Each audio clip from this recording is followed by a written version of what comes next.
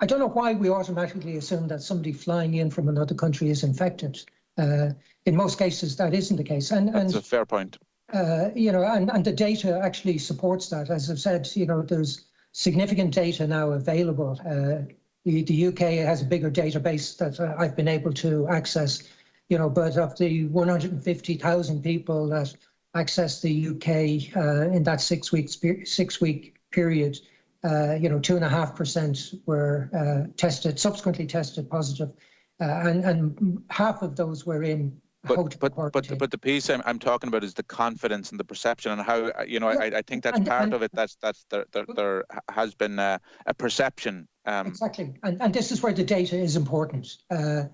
So, and it depends on how you want to present the data. If you present the data as being 3% were infected, as opposed to 97% weren't infected, but the evidence is that the vast majority of people weren't, and the infection rates were very low.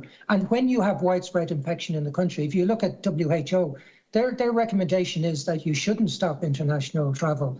That once the virus is in place, banning international travel has little or no impact. Now, you can argue about these, the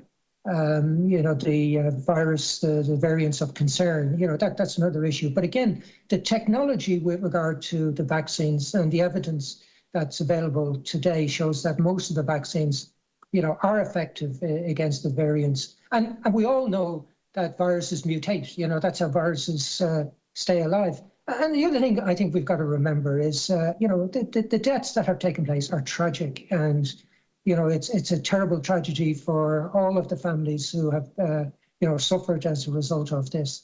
But it's not just that people die from coronavirus. This is something we live with. People die from flu. We don't stop the economy every winter because of the outbreak of, the flu pandemic. And thousands of people, hundreds of thousands of people die across the world. And sorry, could I just interrupt you, because I'm sure I'm running out of time. Just the piece in terms of PSOs and will there be different models of It's a great question. I'm not a big fan of PSOs. I think there is a role to play on certain routes where destinations are not going to be served on a commercial basis.